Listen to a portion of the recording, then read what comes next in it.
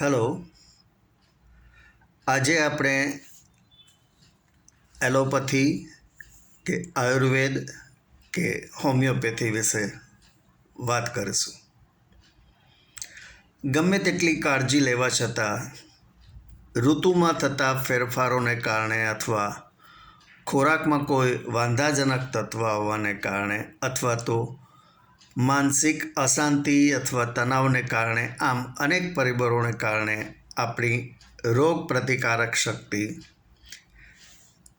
નબળી પડે છે અને ત્યારે જ આપણા પર લટકતી તલવારો સમાન એક અથવા વધારે રોગો આપણા પર હુમલો કરે છે.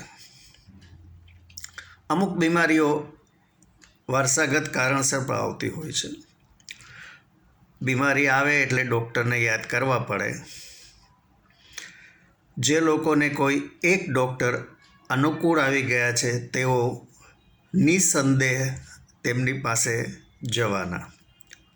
ઉપરાંત અમુક આપણી શારીરિક તકલીફો આપણને તેના નિષ્ણાત પાસે દોરી જાય છે, જેમ કે દાંતના દુખાવામાં ડેન્ટિસ્ટ, સાંધાના દુખાવામાં ઓર્થોપેડિક સર્જન, આંખ માટે ઓપ્થાલ્મોલોજીસ્ટ વગેરે પાસે આપણે જઈએ છીએ.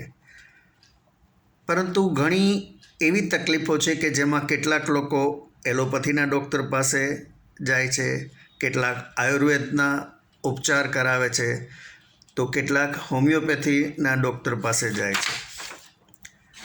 મેડિકલના આ ત્રણેય ફિલ્ડ શું છે? ચાલો આપણે જાણીએ. એલોપેથી એ પ્રૂવન સાયન્સ એટલે કે સિદ્ધ વિજ્ઞાન છે. તેમાં નિત્ય સંશોધનો થતા રહે છે. નવી નવી દવાઓ, નવી નવી ઉપચાર પદ્ધતિઓ, નવા નવા કન્સેપ્ટ્સ આવતા રહે છે. એલોપેથીમાં મહદઅંશે સિદ્ધ વિજ્ઞાન છે અને દવાઓની અસર અને આડઅસર વિશે સંશોધનો પણ થતા રહે છે અને નવી નવી રિસર્ચ પ્રોડક્ટ્સ પણ આવતી રહે છે. આપણા શરીરમાં કોઈ પણ જગ્યાએ તકલીફ ઊભી થાય તો તેને માટે કઈ દવા આપવી એ ડૉક્ટર જાણે છે. પરંતુ મેડિકલ સાયન્સ જેમ જેમ એડવાન્સ થતું જાય છે, એટલે કે તરક્કી કરતું જાય છે, તેમ તેમ જાણે નવા નવા રોગો પણ ઉત્પન્ન થતા જાય છે. શારીરિક સમસ્યાઓ જાણે વધતી જ જાય છે. તેની પાછળના કારણોમાં વધતી જતી માનસિક સમસ્યાઓ, ખાદ્ય પદાર્થોમાં થતી પારાવાર ભેળસેળ, પ્રદૂષિત વાતાવરણ જેવા ઘણા બધા પરિબળો જવાબદાર છે.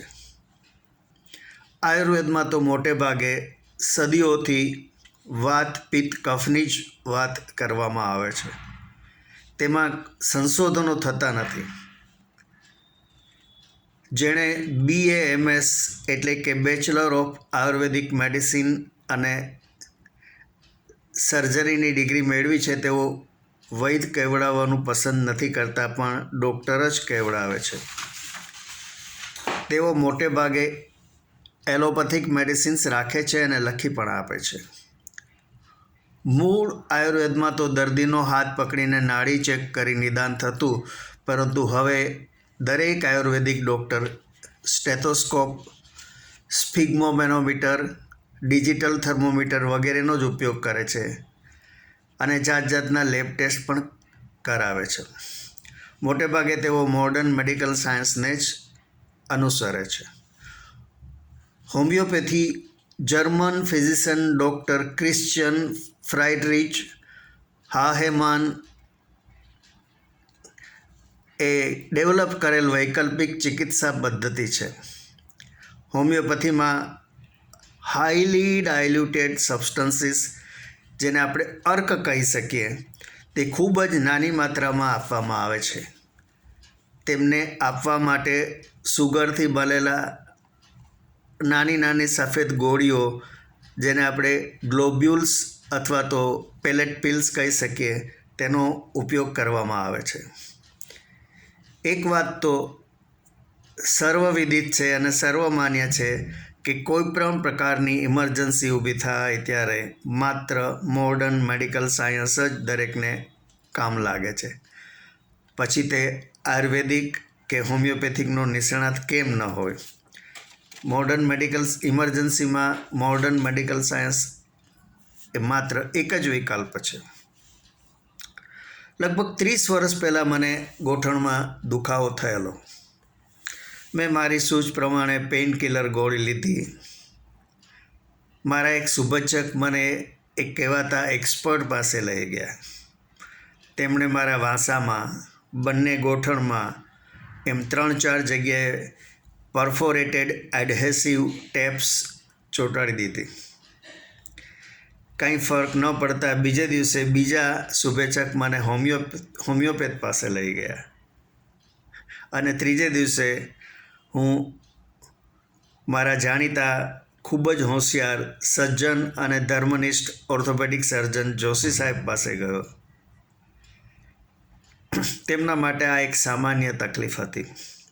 હું કઈ પેઇન કિલર લઉં છું અને કેટલો ડોઝ લઉં છું તે જાણ્યા બાદ મને કહે કે તમે યોગ્ય રસ્તા પર છો, ચિંતા ન કરશો, ચાલુ રાખો.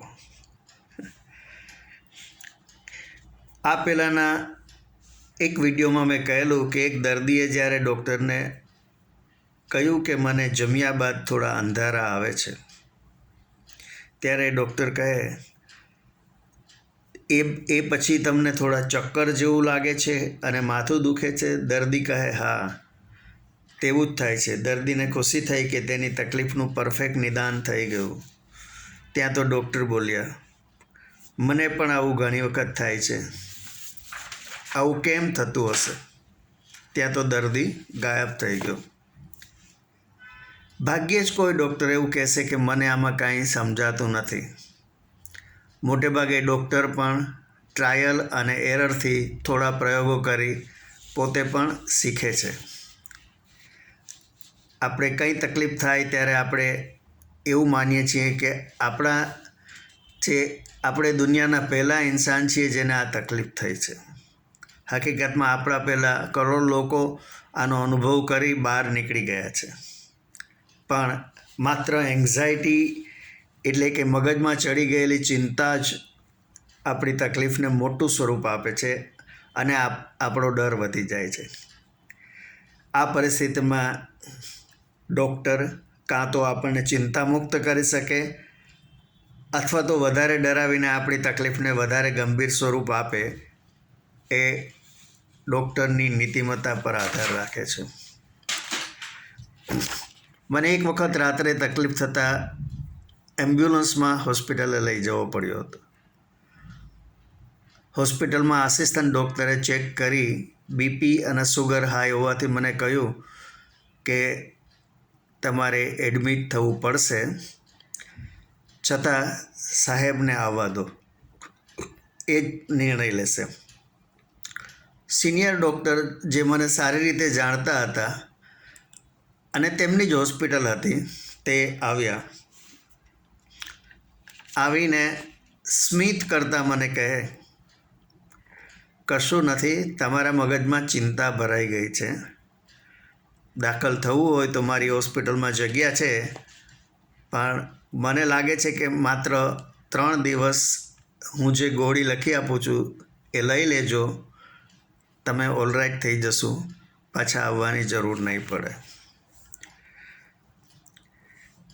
મારા મિત્રને તેના પત્નીની તબિયત બગડતા મુંબઈની પ્રસિદ્ધ હિન્દુજા હોસ્પિટલમાં MRI કરાવતા ફેફસામાં કેન્સરની ગાંઠ હોવાનું નિદાન થયું. તેઓ એક રિટાયર્ડ સિનિયર ડૉક્ટરને મળ્યા, જે ખૂબ જ મુશ્કેલ કામ હતું, કારણ કે રિટાયર્ડ ડૉક્ટર કોઈને આ બાબતમાં મળવા માગતા નહોતા, થાકી ગયા હતા અને ભગાડી જ દેતા હતા કે ભાઈ મારી પાસે નહીં આવવાનું. પણ આમને ખૂબ આજીજી કરી ત્યારે એ ડૉક્ટરે કહ્યું, બીજી વખત MRI કરાવો.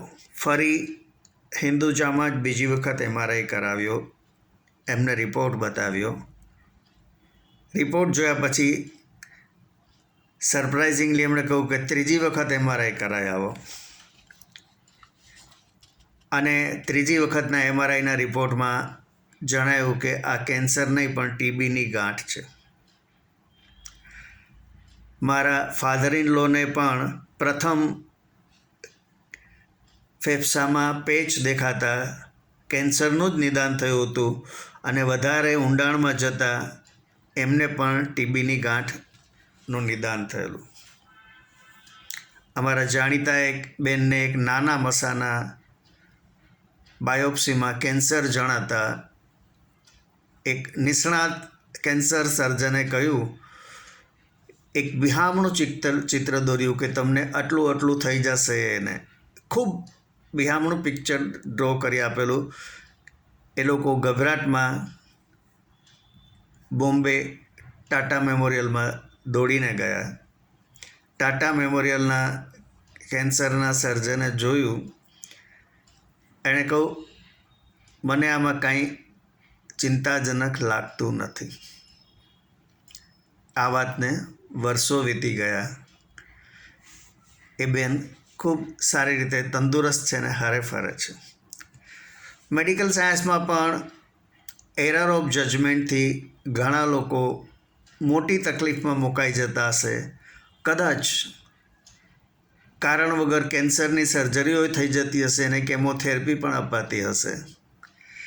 એટલે ડૉક્ટર્સ મિત્રો જો દરેક કેસને અંગત કેસ ગણી અને કાળજીપૂર્વક નિદાન કરે તો વધારે સારું. પણ જો રૂટીન મેનર પ્રમાણે કોઈ પણ રિપોર્ટ વાંચીને આગળ ટ્રીટમેન્ટ કરવા માંડે તો તકલીફ થઈ શકે. આશા રાખું છું આપને મારી આ વાત ગમી હશે. આપને જો યોગ્ય લાગે તો મારો વિડીયો આપના ગ્રુપમાં શેર કરજો, લાઈક કરજો અને મારી ચેનલને સબસ્ક્રાઈબ કરજો. આભાર. આવજો.